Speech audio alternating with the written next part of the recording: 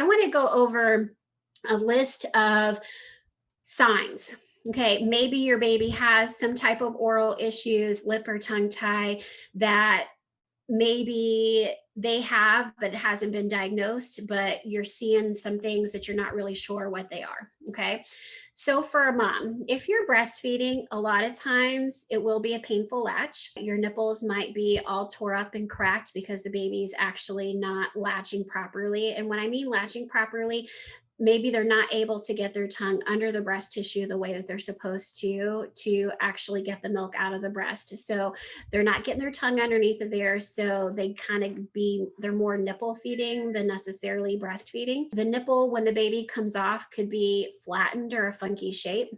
So those are some things physically with breastfeeding. Sometimes you could have a low milk supply. Okay, maybe my milk never came in. It's day 6 and the baby's eating all the time, but still don't really feel like I have any changes in milk production. Well, remember, if a baby is not feeding well, then they're not actually taking the milk out of the breast the way that they're supposed to. So then in return, your milk starts to slow down or it doesn't come in and ultimately hinders milk production. Okay. So, how breast milk works is whatever's taken out gets replenished. In the beginning, as long as I'm having stimulation, is sending signals to my pituitary gland to make milk. So, as long as that process is going, then things will happen. But if the baby's not feeding properly, your body's not getting those signals. So, it can delay milk from coming in or ultimately decrease milk supply. You could have some of those soreness or funky shape when the baby comes off. Maybe the baby nurses for 10, 15, 20 minutes on each side and comes off and they're still hungry. They eat very frequently, about every hour, and they don't seem content.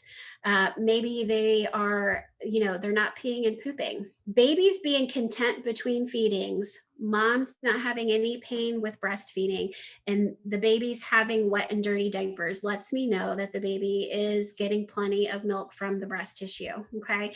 So if the baby's not having those wet and those dirty diapers, they're constantly crying, they're eating frequently, that's letting you know that there is something not going right. Whether it be, could the baby have a lip or tongue tie? Could it have some oral issues? We have to it's like a little puzzle, and we have to kind of put all the little pieces to the puzzle together. So those are some things that mom could see with her. With baby, like I said, decreased output, not content. With their mouth, this little divot here in your lip, sometimes they'll have a little blister right there. So I'll have a little bubble there. Or maybe on their lips in general, a bunch of little ridges, we call it like cobblestone lips.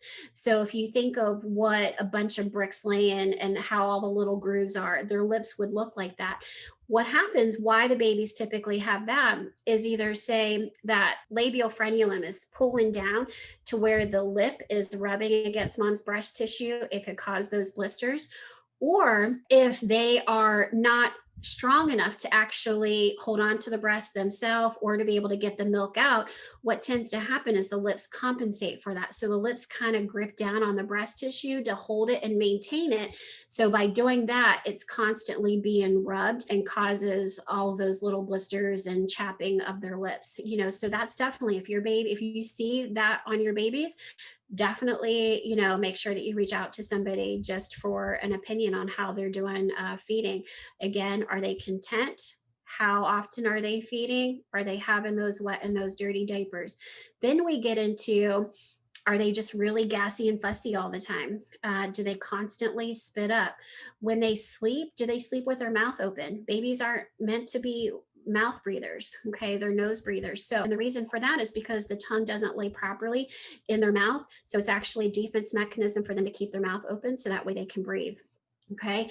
So there's a lot of different things that you can see. When they drink from a bottle, does it take them a long time to drink from a bottle? I would say a baby could drink a bottle within 10 or 15 minutes. If you have a baby that's taken 30 minutes to drink a bottle, and we're talking like 2 ounces, that would be an indication that there's something going on. When you feed them a bottle or they're breastfeeding, does milk consistently just drip out the sides of their mouth or down here at the bottom part of their lip? That would be a good indication. So there's a lot of things that you moms can just be looking for.